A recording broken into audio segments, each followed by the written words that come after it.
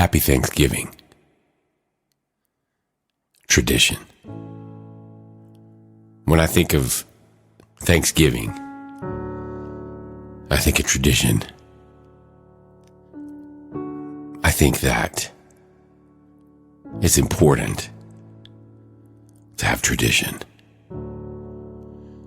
And what I think tradition does for people is it almost makes them stop for just a few moments. In this case, to be thankful. Now, you would think our human condition, right, sometimes gets in the way of our thankfulness. And we talk about in earlier episodes how maybe expectation should be turned into appreciation. And a real good way to appreciate things is to be thankful. One of the golden sisters in, I think, Casey, tacos is the way she prays. And the T is for thankfulness. And she says she prays every single time she starts with tacos. And in our family, we all like tacos. Extra sour cream and cheese. My point, be thankful. Thankfulness. So welcome to this Thanksgiving Day special episode of Stories from the Spirit. I'm your host, Perry Williams. What a blessing to be in your ear, in your car, in your home today. You can now call us out on most AI devices that speak. You can just say, hey, let's try it right now. Alexa, can you play Stories from the Spirit by Perry Williams? Let's see what she says. Playing Stories from the Spirit from Perry's Amazon Music. Here's episode 10. God is real. Anyway, I've heard enough of my own voice. Alexa, thank you. Turn it off, please. My point. Segue to self. And storiesfromthespirit.com. Stop by and see Timmy and send us your miracle. Also, if you'd like to be a call, we can place a call with you. We'd like to be a caller on our show. We're working on trying to move to a live slot. I know, like we talk about recording it live, we're actually in the process of getting it live. So we need a little feedback. What time of day? I'm assuming morning time. Going to be challenging. Tuesdays, probably going to have to be a Thursday when I'm off in the morning. I can catch everybody like on a 3-4 hour shift. And then we can just take the episode from there and post it on a Thursday. So I'm thinking Tuesday for a live show, possibly a repost or some kind of post on Thursday. The reason I'm telling you, the listeners, because we are integrated. I got people coming in telling me what's going on out there in the spirit realm. Oh boy, have we got some things for you, but we don't want to get too far off this special bonus episode, which is thankfulness and being thankful. And many of you today are probably in the car wishing thankfulness to everybody. And I think that's the most important thing. So thankful. I like to start with like the ground, because generally there's ground where I'm at. You know what I mean? Like sometimes if you're in an airplane, maybe you're thankful for the plane. If you're in the air, trust me, or a parachute, right? Anyway, so I think about that. That's me. I like to start with the ground, the literal ground I'm on. And I just say thanks for that. And then in my next thing I said, well, I just breathed in to say thanks. So thanks for my lungs. Thanks that they work. Thanks that I can talk. Right? And then go from there. I think about my bed. And if you're struggling with things in life, the hardest thing to do, I think sometimes, is to find a sliver of something to be thankful for. But I'm telling you right now, everyone has it. Every single person has it. Something to be thankful for. One time, I was in Rio de Janeiro, Brazil. I was traveling with a sports team. And we had security detail, and we're supposed to stay, in the safe zones wherever we went in different countries. No offense to whatever country. It's just, we have to guarantee everybody's security. And sometimes you're traveling in team settings like that with pretty high profile people, right? So you're on the same plane as Olympians or professional athletes. And oftentimes there's a lot of security that goes along with that. So this one particular day, I wasn't running late per se, but someone had called and said, hey, they were ill or something. And I had to get across to one of the high performance training centers at the Olympic Games in 2016. And it was wonderful. My experiences there with the wonderful people. And excuse this slight segue to self or human accomplishment, but to witness an Olympic Games in person and to be honored and blessed to be one of the people on a fantastic medical team, sports chiropractic team, mental health, orthopedics, strength and conditioning, nutrition, you name it. Oh, it was like the best candy store that you could ever go to. And no matter what it didn't give you any cavities. You know what I'm trying to say? It's like, it was all good for you. And you literally, in a kid in a candy store only, it was all good for you. It's like all the candy turned into vitamins and minerals and food and good people and camaraderie and amazingness and awesomeness of overcoming some of the most mind-challenging, physically challenging circumstances I've ever seen. And some of the craziest, most inspirational stories I've ever heard will come from Olympians and para-Olympians. Now, some people may not understand what para means, but this week's episode in Thankfulness is perfect. I'd have to do a little research on the exact term para, where it comes from, but my memory is that it's either Latin or Greek, a derivative. And generally in school, para means beside or with. So you could have like a certain type of artery, a para-articular, or para blah, blah, blah. It just means it's a beside or next to, generally. So that's going to be my sports chiropractic, what is going to say, guess on the word para, but you can look it up. But what it really means is that person is an Olympian, a para-Olympian. What it means is they may not have their arm or their leg, or maybe both arms, both legs.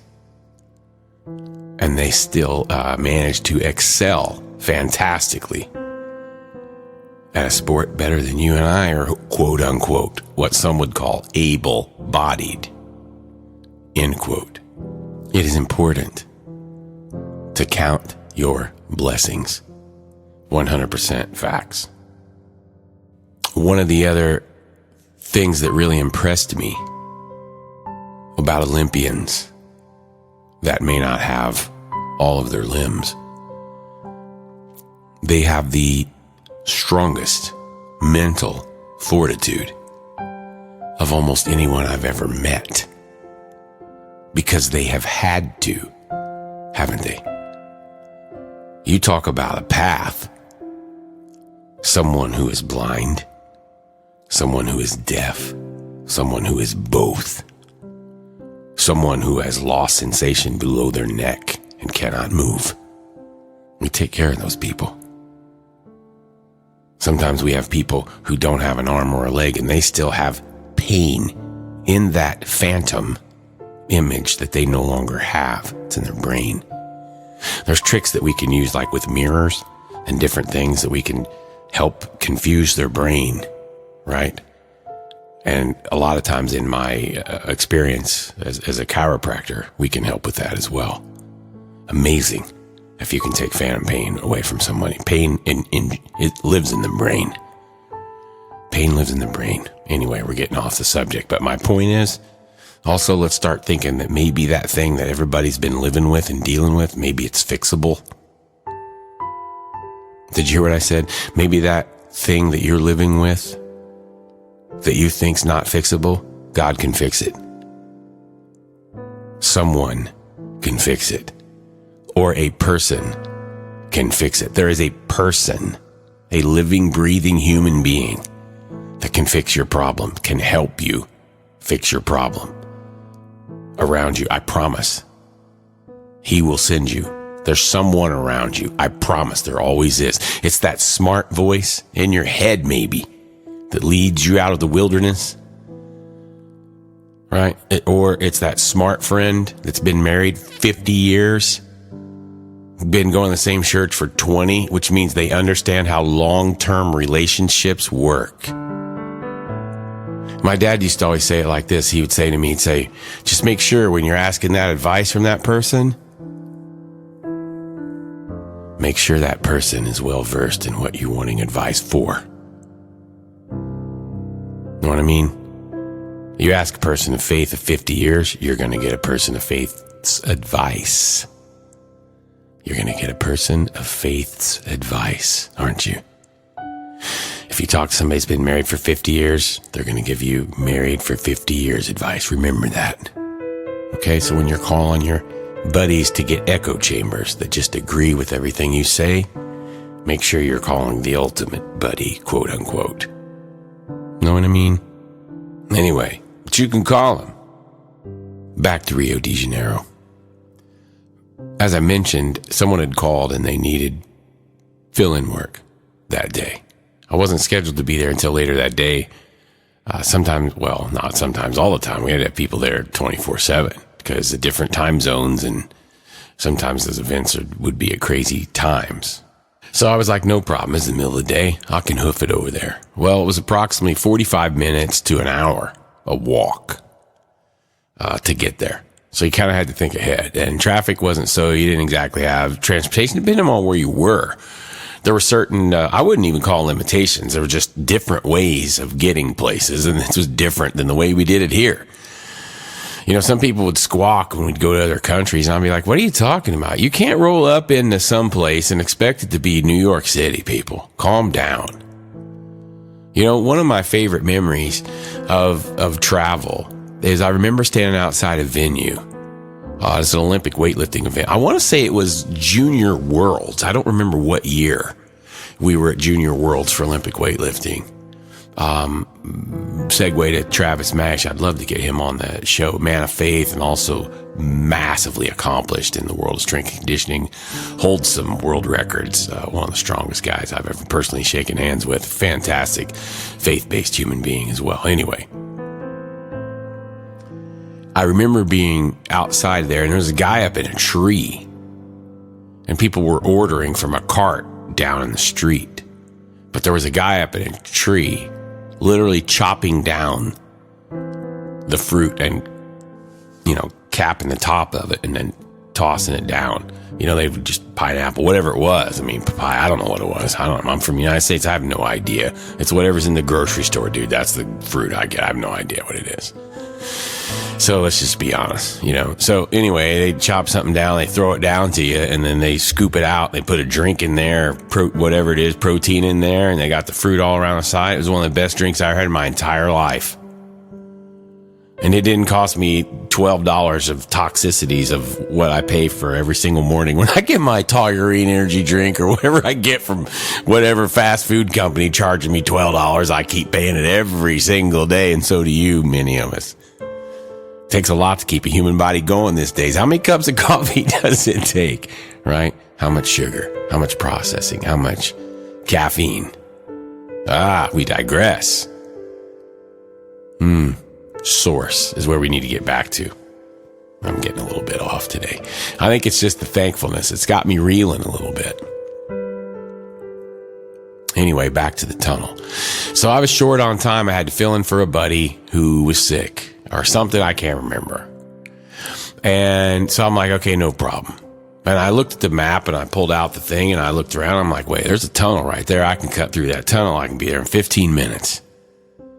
I don't need to walk around all that. I'll hoof it through the tunnel. I know we're not supposed to go through the tunnel, but I mean, it's 10:30 in the morning. I'm thinking I'm all right here. Let's just go. So I put on my bag, got my stuff, my supplies, brought my own bag, and away I went. So I go down the road, make a couple turns. I see this tunnel. I'm like, okay, and it's dark. And no lights in this tunnel. I don't know if it's an abandoned road. I don't really remember.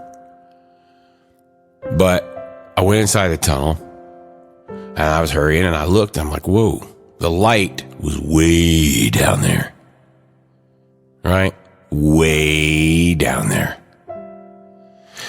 I'm pretty good at distance, generally. A lot of time spent on football fields. A football field, I could almost step one off. Well, I can step one off, actually. But anyway. But I would have to say, I'm exaggerating, and someone can go back and fact check me. It seemed like it was a half mile.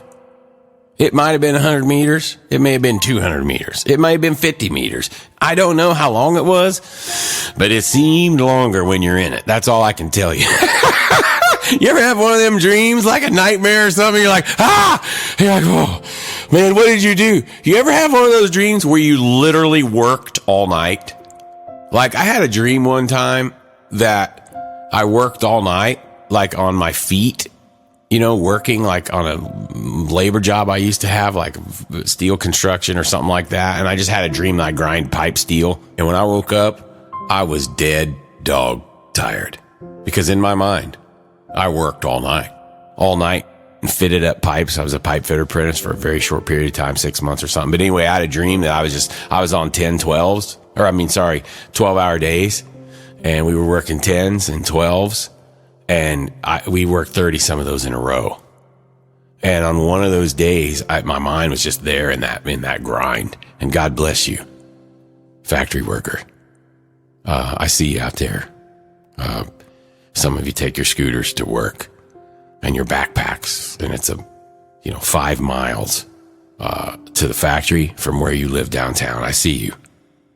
On my way in my nice heated car, buddy. I see you. I see you going to work. I don't know. People like that are always on my thoughts. And when you pass someone like that you see them, I know you do. They're usually just like you, trying to do the exact same thing you're doing. Their method looks a little different. They may have to walk to work. You know what I mean?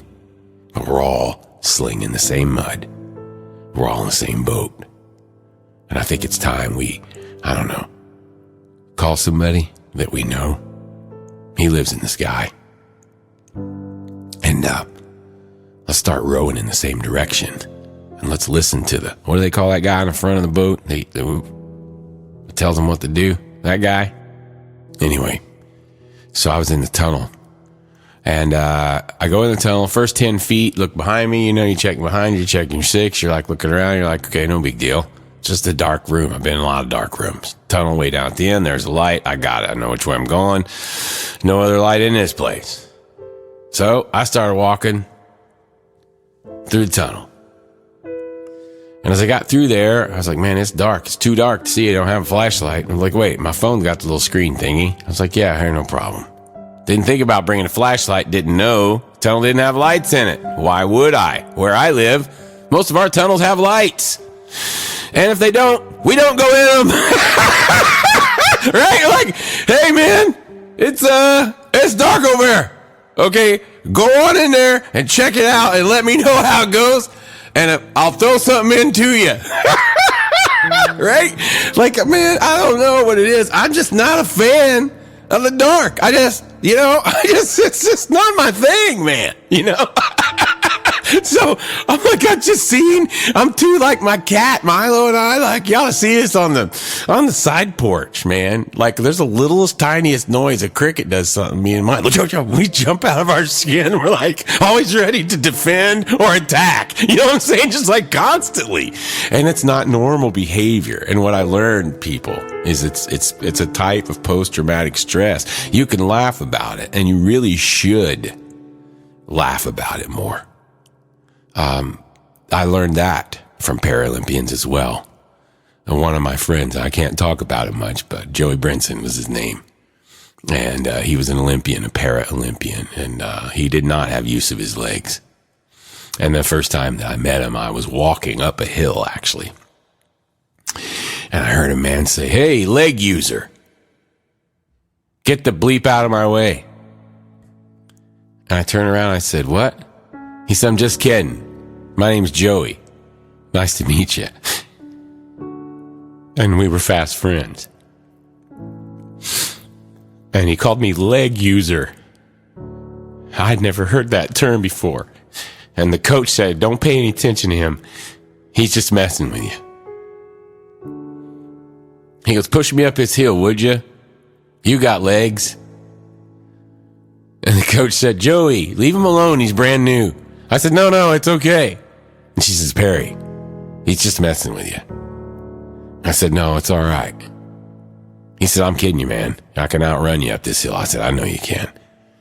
He goes, "Let's get one of them espressos, would you?" I said, "Yeah, let's do that." And we got an espresso and some cherry pie. It was the best cherry pie I've ever had in my entire life.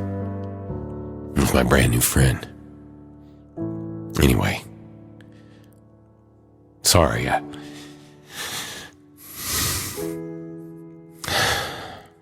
He passed away later from complications from his condition.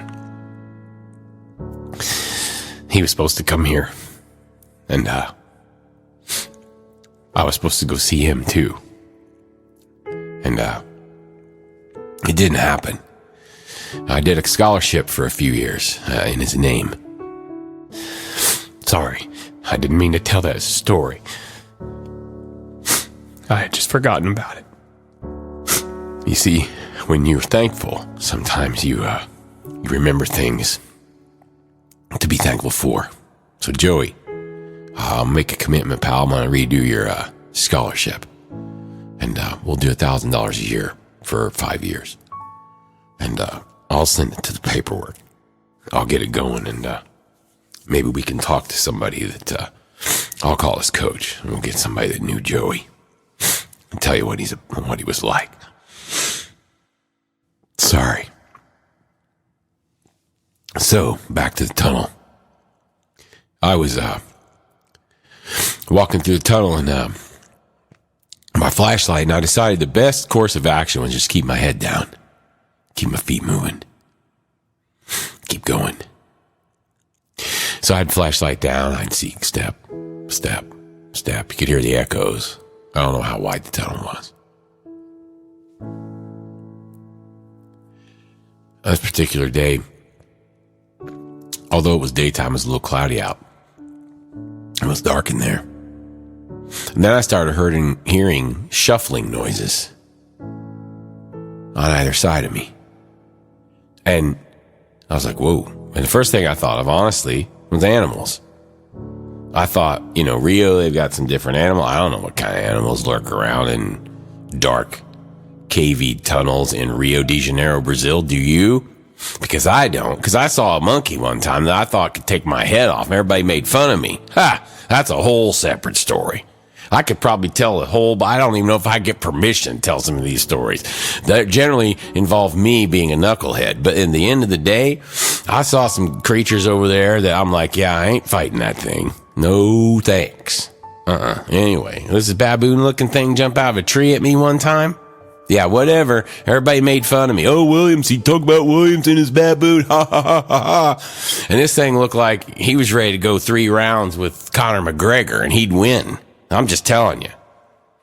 And everybody made fun of me. And they found this little 12-inch, little tall squirrel monkey looking thing that was cute, that was on all the trees. That people would feed sometimes. Like, oh, that the monkey you saw, Perry? Ha, ha, ha. No. The one I saw take your head off. I said, you just didn't see him. And no one believed me. Just kind of like God. Here we are back to monkeys in season 2. I'm glad they made it. Right? And then guess what happened? Guess what happened? About 2-3 weeks into the Olympics, somebody called somebody and said, hey, man, you're not going to believe what happened. I was in the room treating a patient, treating an Olympian. Looks across the way. The guy goes, you're not going to believe what happened. I stopped for a second. Everybody stopped. He goes, man, something. And out of the tree jumped this big thing about this high, and he was mean. He looked like he could kill. I said, that's the monkey. That's the one I'm talking about. And then all of a sudden, it wasn't a joke anymore. And all of a sudden, everybody quit making fun of Perry Williams for seeing the crazy monkey. Because they saw it too. Now, that's a true story. Call anybody that was over there, and they'll tell you. I saw him first. And I tried to tell you, and y'all didn't listen to me. Just kind of like this monkey story. Ooh, what a segue. Oh, what a segue.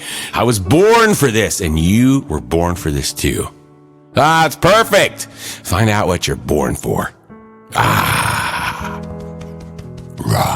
You said twice, right? Find out what you were born for, man or woman of faith, and go do that. As we heard from our episode last week, the females crushed it last week's episode, all on Miracles on Main Street. And I'm also proud to report that all 3 babies we discussed in last week's episode, boom, are still doing well inside their mommies. And we'll all feel better, as we say in the country, when they're on the ground. We'll feel a lot better when they're on the ground. And we wish them all well.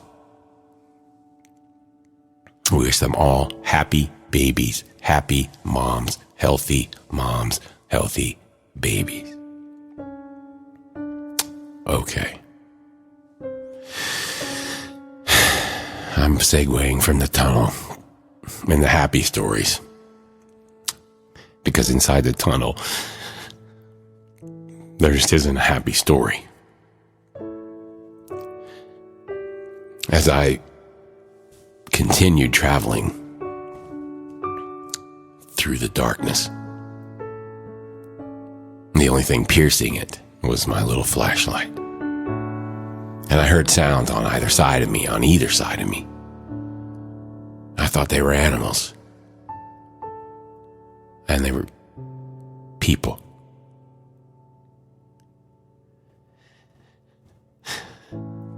There were people living in the tunnels. And I walked through there. And as I realized my flashlight was offensive to them, and they would shield their eyes from it. And I think the scopa, or some word for excuse me. And this is how uncultured I was. I was on the plane, I think. Literally, I didn't even know they spoke Portuguese in Rio. I thought it was Spanish. How would I know? I was born in Indiana. I've never been outside of the Wabash River Valley. I live in the eastern, mid-central part of Kentucky.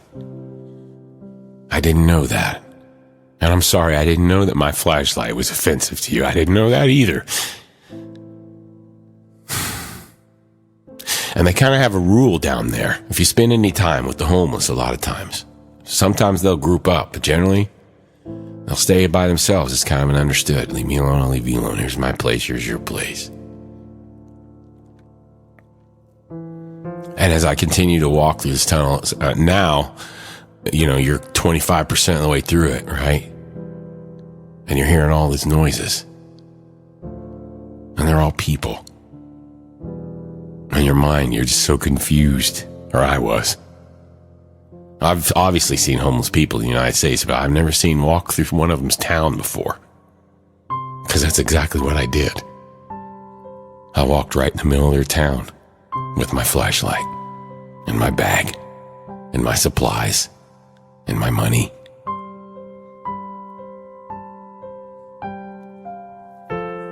It's where they live. I walked right through their living room. And as I went a little farther, I picked up the pace, because I didn't know. Somebody's jumpy. I didn't know. I was afraid, quite honestly. And my foot hit something. And I looked down. And it was the edge of a mattress. And when I shined the light down on the mattress, I saw a 5-year-old boy. No way he was 6 or 7. He was 5 or younger. And in his arms, he was holding his brother or sister. I could not tell. And he was holding him tight. And he looked at me. And his eyes welled up. And he made a mean face. As mean of a face as a 4 or 5-year-old boy could muster in a pitch black tunnel. And his face said, "Leave my brother alone." That's what it said. That's what his face said to me. The fire in him. And he pierced his lips and he curled his mouth down. He did his best mean face. And I thought, bravo. I see you. And in my fear and selfishness, I exited. I just moved on. I looked down. I flashed the light around. I didn't know to talk to him. I didn't speak his language. He didn't speak mine. I didn't see any place to put money, and honestly, I didn't think about it. But I saw sweat on the side of a cooler. It had ice. Ice is hard to get there. So I theorized he was there for a reason. He had a sandwich. He had some food. There were people all around him. And no one had taken it from him. He'd been there for quite some time. It was a system. They knew what they were doing. And I stopped for maybe 1,001, and I looked around, and I didn't see any. I don't know. But I was also scared, and I left. I just kept going. And I finished throughout my day, and when lunch came, I was like, I had to go back. Because now I had my wherewithal. I'm like, okay, I got some cash, and I got this, and I got that. I'm going to go back. I'm going to help him. And when I went back, he was gone. And I checked on him 2 or 3 times. I never saw him again. And I think about that little boy all the time. And I think about his brother or his sister. I just wonder how you know what I mean. I just wonder how they are. I have so much here. I have so many beds here that I don't even have people sleeping in all of them. You know what I mean? And I'm sure every single one of those people inside that tunnel would love to have a bed like the one I have. I'm just being honest with you. For me, I do not speak for you. But I have seen so many things like that in my life. Whether it's taking care of a patient with phantom pain in a limb they no longer have. Now, could you imagine that? As if life's not tough enough. Hey, let's take your arm from you. Okay? And then we're going to make it hurt you. How about that? Or you ever lost a daughter, a son? I have patients that have lost them not like in a strange relationship. Right? Heaven help you there. And then in those situations, I talk to other parents and we counsel it like this. Just be thankful you had a son or a daughter at all. And if they came and they left, be thankful that you had them at all. And if they died from this earth prematurely for some reason, just as hard as it is, Just be thankful that you had them at all. And that's all I can tell you about that part. And practice your long suffering. And practice a really long time on long suffering. When you suffer, but you're happy about it. And you understand life. So it's not suffering. Once you understand it, it's no longer suffering. Your expectation is appreciation, is thankfulness. And it all works in a perfectly good wheel that begins with tacos. It's how we start our prayers for thankfulness. Anyway, so I went back several times in the tunnel. I never saw him again. But it was one of the things that just really stuck with me. And I wanted to share that story with you. And I want to share a story with you about my friend, Joey Brinson. So if you're watching football today, you're noodling around on your phone, type in Joey Brinson. Look him up and read about him. In a short amount of time, he had a massive influence on me, and I think about him all the time. He was one of the purest, funniest people. And when I can talk to you about it, I'll share some stories from Joey. And he'll just become part of the stories from the Spirit. He'll become part of the ether, part of the ethereal. I'm going to read a poem for you. It's written by Lydia Maria Child, wrote Over the River and Through the Wood in 1844. It was on a special that we watch sometimes in our family, the Charlie Brown holiday series. There's one, The Great Pumpkin, Charlie Brown. There's a Thanksgiving one, and there's a Christmas one. And they're, how should we say, dipped in tradition. And I find it refreshing. And I enjoy watching them every year. And it's part of our family tradition. And if you don't have any family traditions, maybe you should start a few. Maybe every Thanksgiving you just go around the table. And if you don't say a prayer, just have everybody say one thing they're thankful for. It's really easy to do. We do it in our family, usually every year.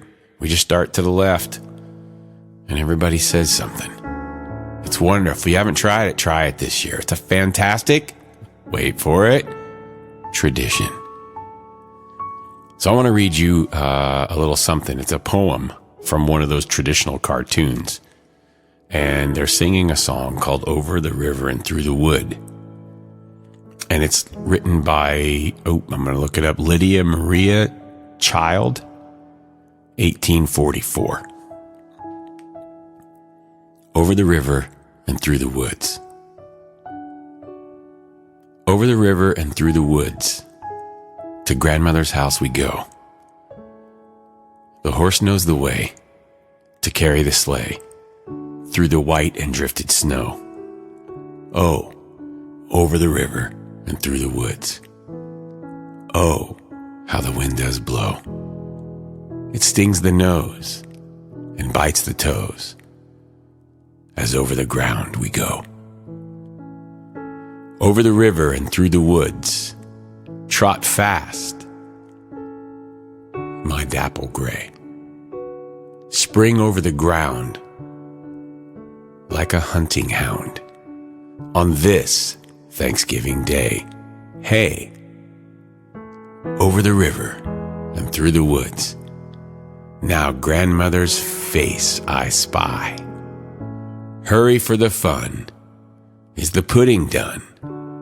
Hurry for the pumpkin pie. Yeah, I think about tradition, and I think about thankfulness. I think about those humans that I saw in the tunnel that day, all of them, not just the little ones. And I think about my friend Joey, and all my friends, and all my family. This Thanksgiving Day season, all of us, Stories from the Spirit, would like to wish all of you a very happy, special, warm safe Thanksgiving Day. And we'll end in a prayer, as we sometimes do. Our amazing Creator, Yahweh, Jehovah our God, the old God of Moses. Thank you for your guiding light that is the Holy Spirit. Thank you for your shining example, which is your Son, Jesus Christ. Thank you for the air that we breathe. Thank you for the beautiful earth. Thank you for the wonderful food of abundance that we share on days like today. Please be with those who do not have. And insert the blank of what they do not have. Some may not have ways to communicate like we do. Some may not be able to walk as we walk or talk as we talk. Please be with those who are hungry. Please be with those who are homeless on this special day and all days. As these things should always be remembered in thanks and reverence to the life that is such a gift, so freely given. We ask to be with all those people all over the world today, especially to the ones that have the power to help and to improve. May they do so in haste. Thank you so much for all of these things that we pray to you on this wonderful day of thanks. In your Son, Jesus Christ's name we pray. And all God's people said in unison, Amen.